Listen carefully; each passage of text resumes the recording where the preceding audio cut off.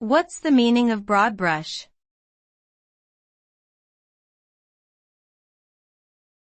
Broad brush.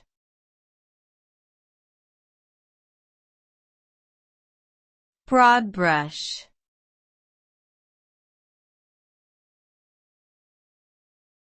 Broad brush.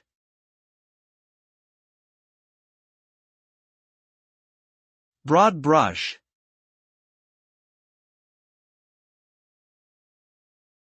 The term broad brush is commonly used to describe a method or approach that is general, vague, or imprecise. It refers to a situation where a large and complex issue or topic is simplified or summarized in a way that lacks detail or nuance. When someone uses a broad brush approach, they are typically making sweeping generalizations based on limited information, which can lead to inaccurate or incomplete conclusions.